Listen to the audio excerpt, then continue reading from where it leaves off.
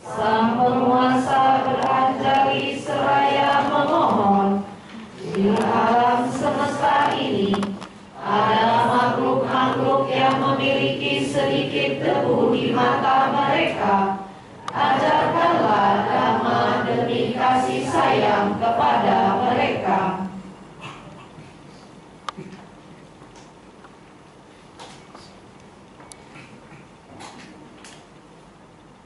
Ibu Sangga yang saya hormati, para Romo dan Ramani Pandita,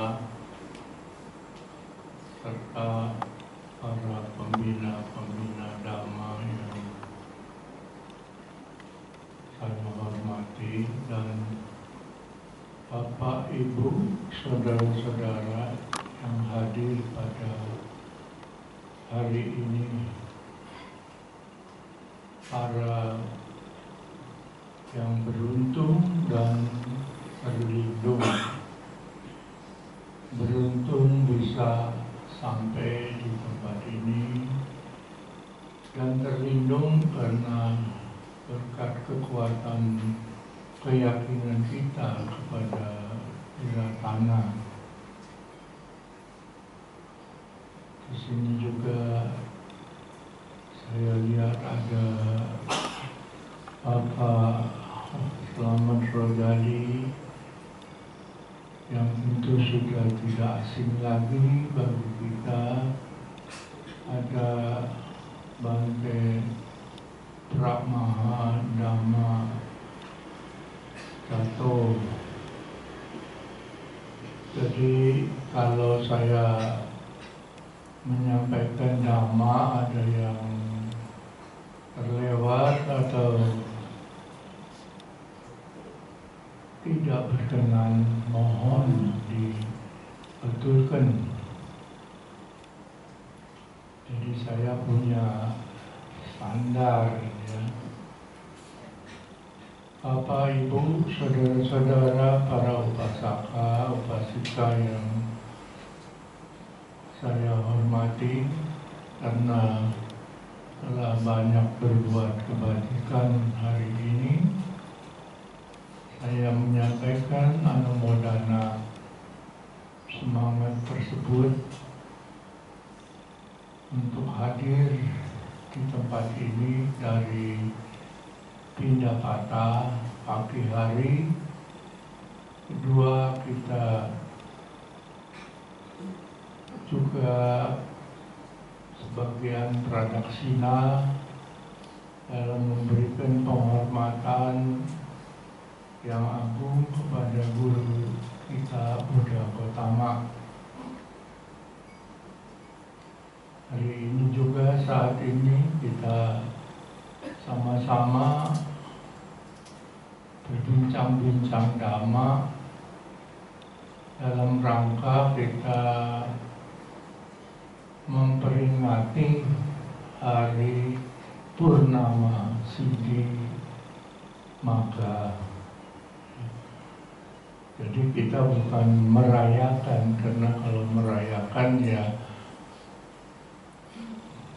biasa saja, tetapi di sini adalah memperingati suatu kejadian luhur, suatu kejadian agung yang hanya terjadi satu kali di dalam kehidupan Guru Agung Buddha.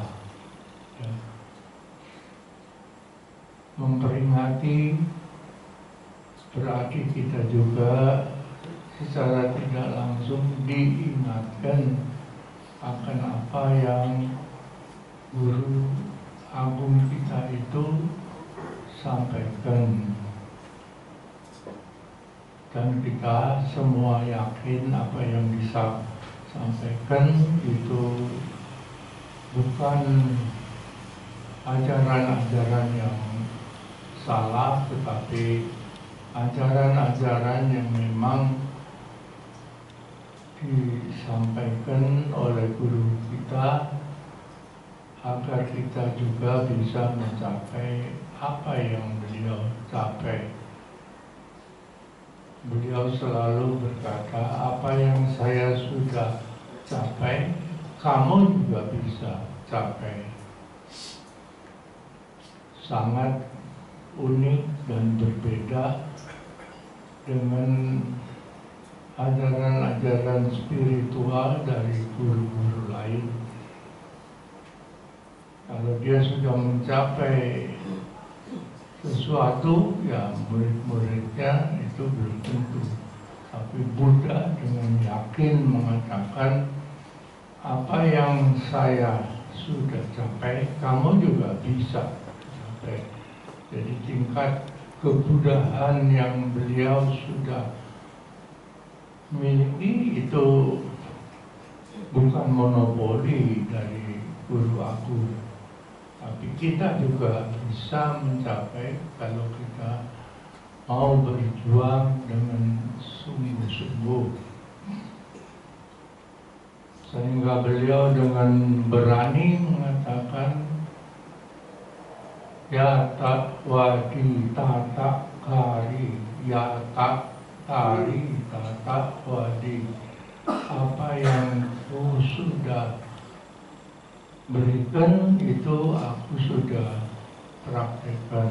Apa yang ku sudah praktekkan itulah yang ku berikan. Jadi inilah satu keyakinan bagi kita yang tidak bisa ditawar, ya. Karena guru agung kita itu bukan omong kosong atau membohongi kita, tetapi beliau seperti dokter ahli sudah mencoba obat yang beliau berikan kepada kita supaya kita ini sembuh dari kekotoran-kekotoran batin, tetapi beliau sudah juga mempraktekkan lebih dulu. Ya. Jadi kita bukan kelinci percobaan. Oleh karena itulah maka kita sebagai umat Buddha yang telah memiliki keyakinan kepada Tiratana hendaknya tidak ragu-ragu lagi. Zaman sekarang ini kan membuat banyak keraguan-raguan di dalam kehidupan ini akibat ilmu pengetahuan yang juga tidak kalah itu berkembang. Ya. Itu bisa saja karena pengetahuan yang bersifat ilmu pengetahuan itu bisa menggeser, ya, keyakinan seseorang. Tapi kita tentu berpedoman bahwa apa yang telah disampaikan oleh guru agung kita itulah yang harus kita laksanakan kalau kita mau mencapai apa yang beliau atau guru agung kita itu sudah capai.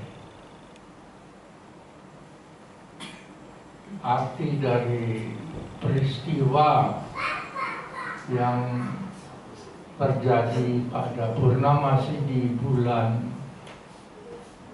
Magha itu tadi sudah kita sama-sama mengucapkan, baik itu dalam bahasa Pali maupun dalam bahasa Indonesia. Mudah-mudahan itu diresapkan, ya, dalam batin kita masing-masing. Kalau yang sudah pernah dengar tidak apa-apa, karena sesuatu yang diulangi itu akan menambah pemahaman seseorang. Jadi tidak wah dulu sudah saya dengar, ya memang sudah berpuluh-puluh kali mungkin kita dengar, ya, anti paramang kapotitika itu. Tetapi kalau diulangi itu akan timbul inspirasi yang baru. Coba saja nanti tanya sama Pak Selamat itu bahwa Dhamma itu tidak cukup satu kali dibaca, tidak cukup satu kali direnungkan. Satu kali kita baca akan memperoleh inspirasi. Yang kedua kali akan, padahal yang dibaca itu juga, tapi timbul inspirasi yang baru, ya. Timbul inspirasi yang baru. Yang tadinya itu tidak terjangkau oleh pikiran kita, itu muncul, ya. Sehingga kita jadi tambah mengerti. Karena itu maka belajar Dhamma jangan hanya sekali, tetapi berulang kali. Dan di dalam hal ini kita harus sadar bahwa IQ kita atau jenius Dhamma kita ini memang berbeda-beda. Ya, salah satu contoh adalah misalnya mengapa yang Arya Sariputra dan Moggallana tidak perlu mendengar khotbah yang panjang, tetapi beliau langsung terus mendapatkan mata Dhamma, ini mata batin. Yang pinci samudaya Dhamma, sadamang niroda Dhammanti, bahwa segala sesuatu itu muncul dari satu sebab, dan kalau mau melenyapkannya, ya sebabnya itu yang harus dilenyapkan lebih dulu.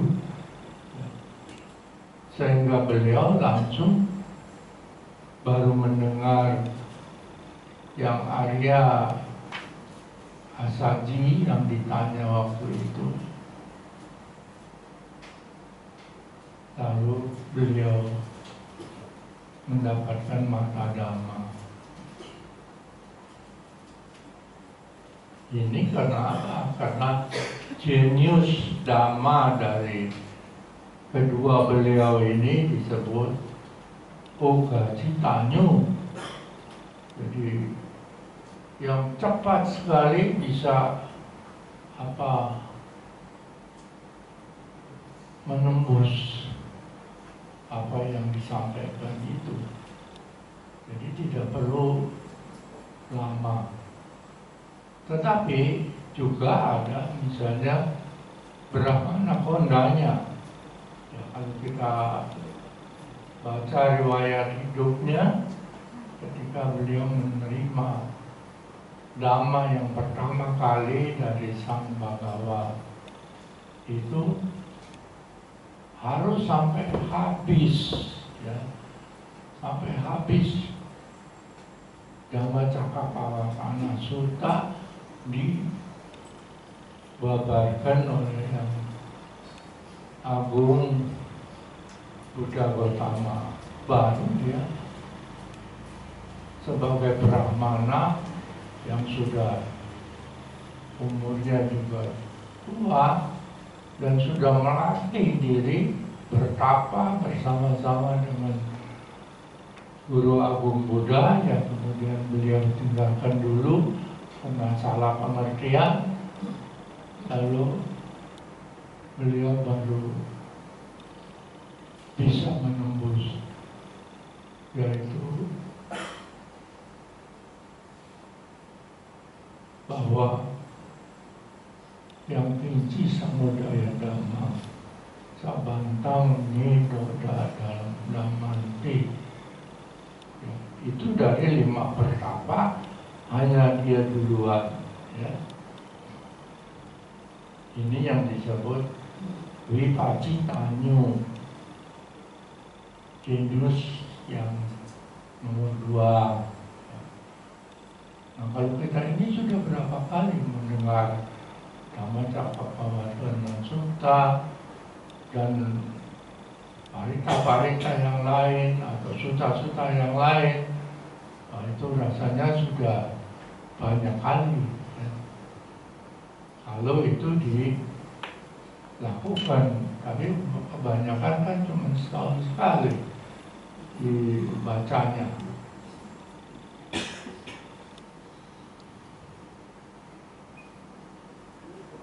Nah, ini kita juga bisa menyerap ya, apa yang disampaikan oleh beliau. Ya, kita ini termasuk nea. Ya. Nea artinya yang harus mungkin beribu kali baru bisa. Ya. Tapi tidak usah putus asa ya, karena kehidupan kita lahir mati itu kan juga tidak terhitung. Ya. Mau 1.000.000 kali ya tidak apa-apa, karena kita juga bisa 1.000.000 kali mengalami punerbawa. Ya.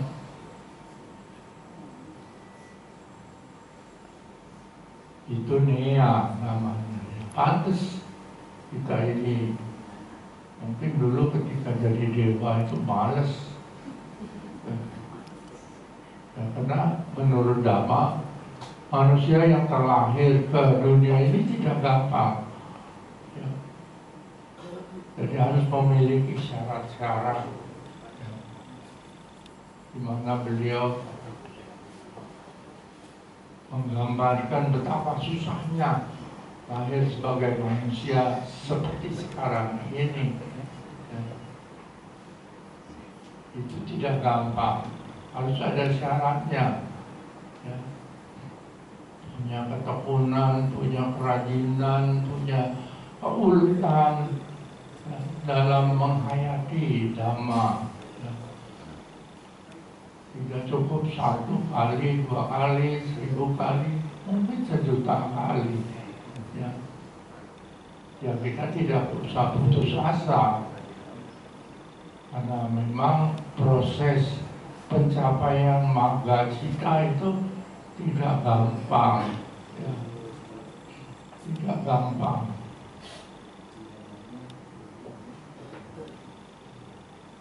Tetapi masih ada saudara-saudara kita yang tidak bisa sama sekali dalam kehidupan ini, sekarang ini itu mengerti Dhamma. Itu yang disebut pada parama. Ya, kita beruntung masih duduk di kelas nea. Ya. Nah, kalau pada parama itu sudah tidak mungkin lagi menurut Dhamma itu untuk kelahiran sekarang itu bisa melaksanakan Dhamma seperti yang kita sekarang ini miliki. Ya. Ada Tinatana, ada Catur Arya Satani, ada Jalan Mulia Beruat 8. Nah, itu buat mereka itu asing ya, tidak bisa. Jadi kalau sekarang ini kita termasuknya itu bagus. Hendaknya itu jangan disia-siakan, karena usia itu tidak nunggu kita ya. Nambah usia kan siapa yang bisa nambah usia? Siapa yang bisa menolak kalau memang harus tambah ya. Wihara ini dulu diperjuangkan oleh Bapak Hendra Asadi itu tahun berapa? 1800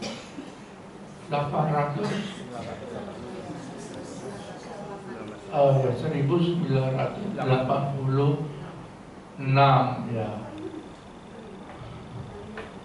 85 kita sudah baca parita di sini ya, dengan Bante Sujato waktu itu ya. Jadi itu baru dirintis ya. Sudah berapa tahun itu? 30 tahun atau 30 tahun. 40 tahun. Dhamma Cakka yang saya ingat itu ya lebih dulu ya.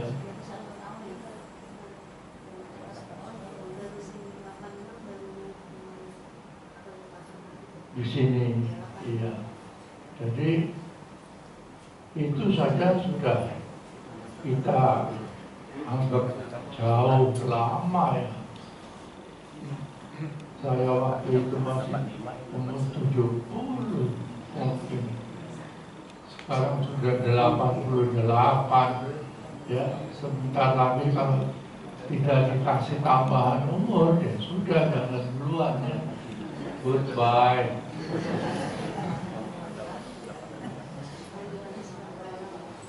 Dan tetapi sekarang saya juga bahagia karena calon untuk melanjutkan itu sudah ada, yaitu Bante Subaro. Nah, jadi kalau nanti saya jalan duluan, saya tidak khawatir ya. Ini terus berkembang. Ya. Begitu juga di Saung Paramita ada Bante Arinyo. Ya. Yang belum itu adalah di Wihara Dhammaguna. Siapa yang mau ya? Ya, supaya saya nanti merem matinya. Jadi tidak takut ya. Ada saya kira di sini nanti kita tidak bisa prediksi ya. Kita tinggal di Bapak Slamet Ghazali lah yang batu dorong ya, dengan membabarkan Abhidhamma ya. Ya memang itu Abhidhamma kalau dipelajari sangat interesan ya, menarik karena tidak ada di tempat lain. Mau cari di mana ya. Nah, itulah yang saya harapkan nanti bisa terus berkembang ya. Nah, Bapak Ibu saudara-saudara sekalian, hendaknya kita selalu ingat bahwa proses kehidupan ini sangat cepat dan singkat. Kita punya umur ini singkat ya. 100 tahun saja itu berapa hari? Cuma 36.000 hari. Sedangkan pokok-pokok dhamma yang disampaikan oleh Guru Agung itu ada 84.000. Jadi kalau satu hari satu saja masih belum terkejar ya. Tetapi Guru Agung bijaksana memberikan ringkasan dari apa yang begitu panjang, begitu banyak. Apa itu yang tadi dibacakan oleh kita bersama-sama. Anti paramang atau titika nibanang paramang wadanti juga. Nahi Pak Bajito parupa bati samano hoti parang tayanto. Itu bait yang pertama. Bait yang kedua, sabakapasa karana pusasu pasang pada sacito pariyo devana etang Buddha sasana. Itu yang bait yang kedua. Lalu masih ditambah anupawado anupagato patimokeca sangwaro matanyuta cabatasmin patanca sayanasana adicite ca ayogo etang budanan sasananti ya. Semuanya jadi 13 baris. 13 baris dari 3 bait ya. Jadi tidak banyak, tetapi kalau itu diulang-ulangi maka kita sudah mencakup semua yang oleh Guru Agung kemudian itu dibabarkan dalam 84.000 topik dhamma, ya, semua mengarah ke situ, ya. Jadi saudara-saudara, para mahasiswa, para remaja, para siswa-siswa sekolah tidak usah takut, wah itu banyak banget materi. Tidak, ya, 84.000 topik dhamma itu bukan untuk dihafal, tapi itu harus dihayati, ya.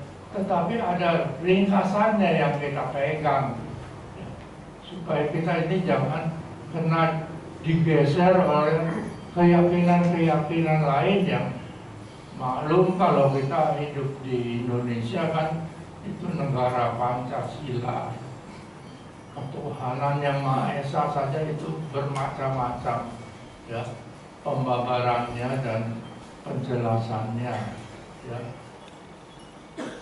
Nah, jadi kita tidak perlu sampai tergeser lalu pindah, ya, sana lebih gampang. Belum tentu. Kalau itu lebih gampang, kenapa sekarang lagi ribut-ribut terus? Sedangkan ajaran Guru Agung ya tidak pernah ada ribut-ribut. Semua sudah tercetak, itu terpeta itu di dalam Tipitaka semuanya. Tidak bisa dirubah-rubah lagi. Tinggal kita itu bagaimana mengimplementasikan itu dalam kehidupan kita sehari-hari. Ya, bagaimana? Ya. Nah, itulah yang penting dalam kita memperingati hari purnama Sidhi bulan Magha, di mana kita tahu bahwa ini merupakan ya persembahan dari Raja Bimbisara, ya, karena beliau punya 5 harapan. Satu, ketika beliau itu belum masih pangeran, beliau bercita-cita semoga nanti saya jadi raja di Raja Gaha. Lalu yang kedua, semoga saya kedatangan seorang arahat. Lalu yang ketiga, saya mengundang arahat itu untuk membabarkan dhamma. Dan kemudian saya mengerti apa yang dibabarkan oleh arahat tersebut. Ya, saking bahagianya, beliau kemudian mempersembahkan taman bambu Welwana Arama, Welwana Kala apa itu namanya, Kalandakau Niwape, karena di situ banyak tupai atau apa yang sedang mencari makan. Ya, pohon bambu memang begitu. Sekarang pun kalau ada pohon bambu itu tempat sarangnya tupai-tupai itu, ya. Karena apa ya? Karena ranting-ranting bambu itu sangat rapat, jadi gampang dibuatkan sarang, ya. Di Ciapu saja masih ada, saya lihat, ya, tupai-tupai kecil itu yang membuat sarang di situ. Nah, jadi itulah Taman Welwana Arama yang kalau kita ada kesempatan untuk Dhamma Yatra, ya, ke sana, dan itu biasanya kalau umat Buddha ya tidak melewatkan itu. Saya lihat di sana juga ada brosur Dhamma Yatra. Nah, itu pasti akan ke Taman Bambu itu, Welwana Arama, di samping taman di Kota Sawati. Tawana, ya. Ya, semoga saja Bapak Ibu, saudara-saudara yang masih sehat, masih kuat jalan, bisa ikut ya, dalam Dhamma Yatra itu, supaya kita juga tidak ketinggalan untuk ya melihat dengan mata kepala sendiri apa yang ada di kitab suci kita, di riwayat Sang Buddha, ya. Ya, mudah-mudahan wihara yang sudah mapan mungkin bisa memberikan dorongan atau ya bantuan supaya bisa ke sana, ya. Karena menurut kitab suci, kalau melihat 4 tempat suci dari kehidupan Sang Buddha, keyakinannya akan tambah. Ya, itu otomatis ya. Sebab kalau misalnya cuma lihat gambarnya saja, ya itu belum apa-apa. Tapi lihat bendanya, ya, lihat tempatnya, ya.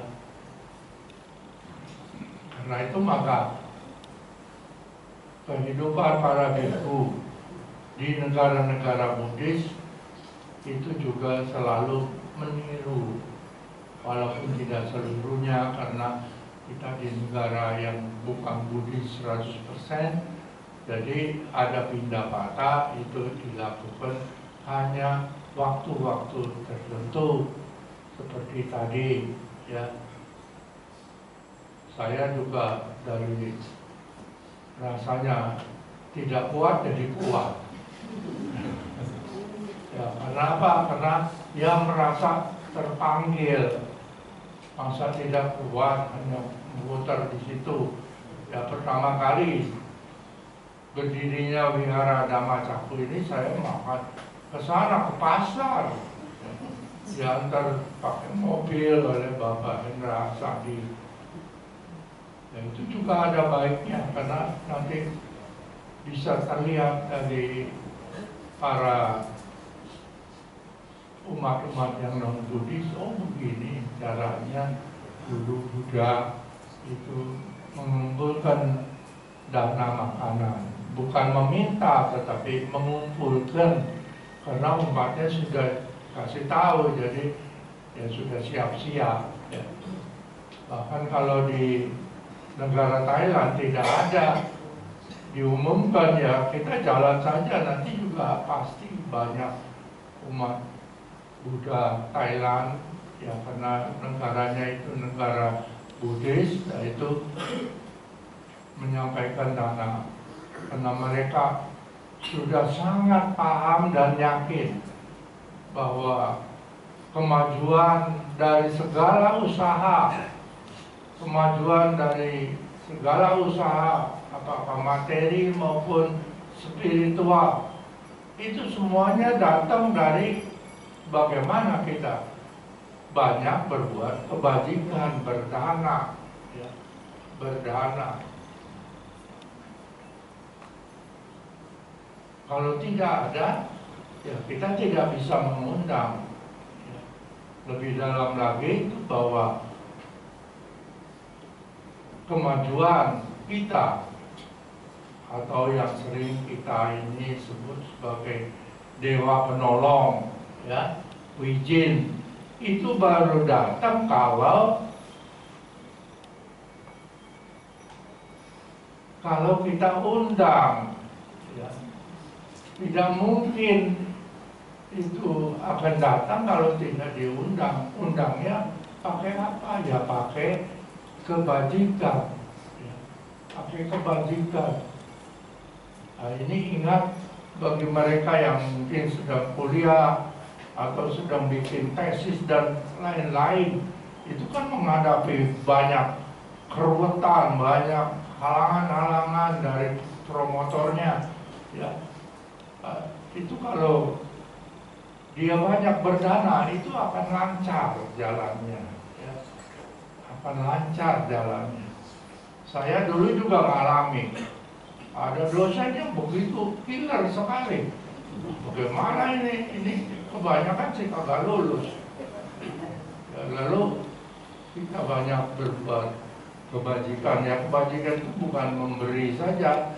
Misalnya kita di wihara bantu-bantu, ya, kemudian bisa aktif dalam menyiarkan dhamma dan sebagainya, ya, bisa memberikan bimbingan pada anak-anak sekolah minggu dan sebagainya. Nah, sekarang ini sekolah minggu kita maju atau belum? Sudah habis. Ya, harus dibentuk lagi supaya ada tempat untuk kita berbuat kebajikan dalam hal membimbing sekolah minggu, ya. Sebab kalau tidak ada sekolah minggu, ya bibit yang akan muncul nanti itu ya sangat kurang sekali, ya. Nah, ini merupakan tugas kita semua, ya.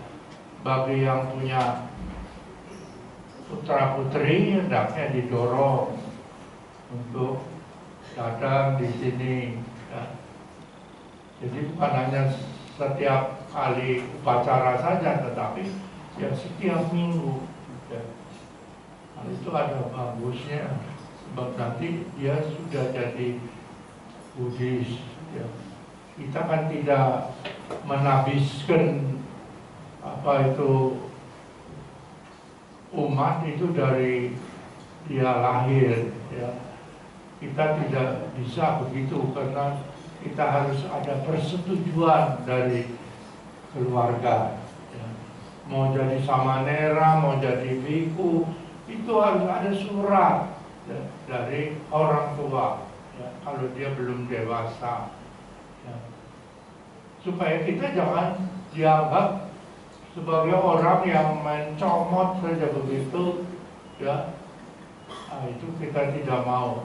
Sebab Sang Buddha sudah membuat peraturan harus ada izin dari orang tua atau keluarga bahwa anaknya mau menjadi upasaka, upasika, atau menjadi samanera, samaneri, ya, kalau ada, ya.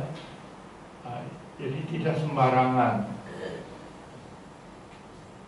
Nah, itulah yang mungkin kalau dilihat secara kuantitas, umat Buddha memang ketinggalan jumlah.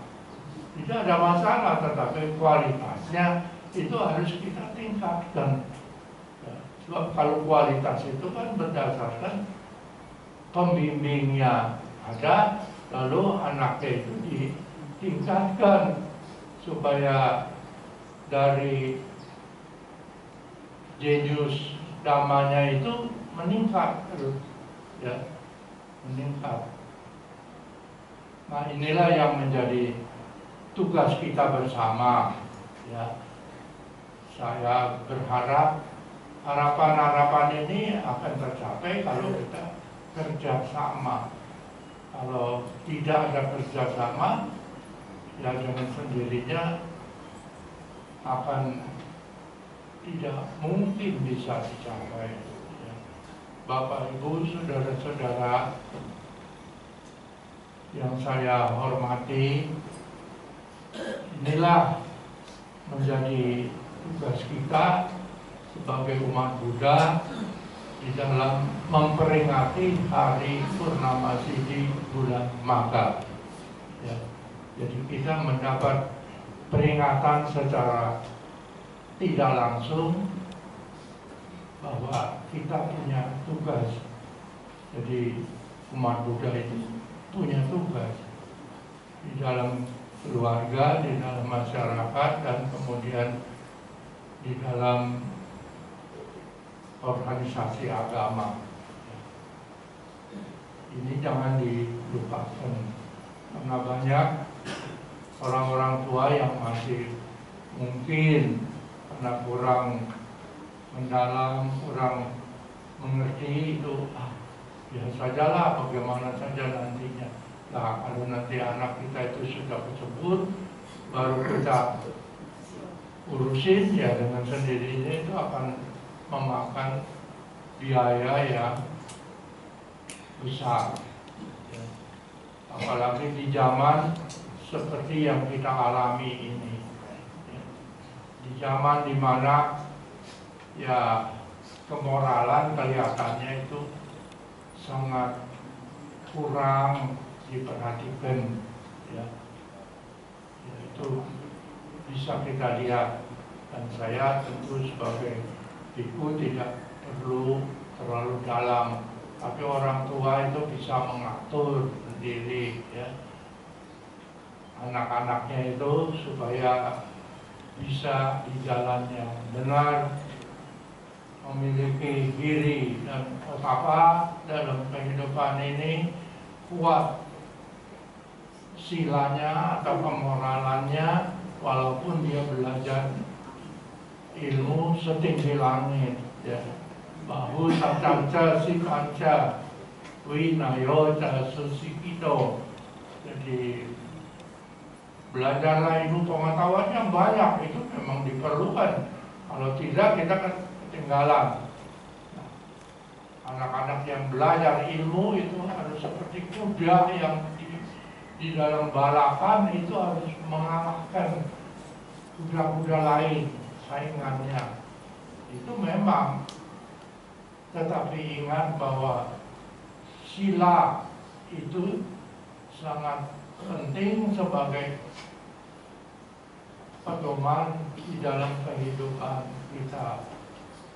Kita lihat sekarang ini kalau perang, ya mungkin Bapak Ibu melihat itu yang disebut perang nuklir. Tidak seperti dulu di zaman apa si Jinkui atau apa, itu kan jenderalnya perang itu di depan sendiri. Kalau sekarang jenderalnya itu malah di belakang ngumpet, tinggal pencet saja itu apa knopnya, itu pasti nanti rudalnya itu akan keluar dan menghancurkan negara lain, dan banyak korban dialami, ya. Kalau dulu paling juga apa itu ya, kalau peperangan di zaman dulu paling juga beberapa orang jenderal saja yang mati, tapi rakyatnya tidak. Kan sekarang ini ya yang tidak tahu menahu juga ikut hancur, ya, hancur. Dan betapa ngerinya, ya. Jangan kata pakai nuklir, pakai apa itu bom biasa saja itu sudah ngeri, ya. Kalau sudah dengar itu datangnya bom itu, kita sudah masuk ke kolong raja. Itu ibu-ibu yang ada di belakang mungkin mengalami mortir itu, ya.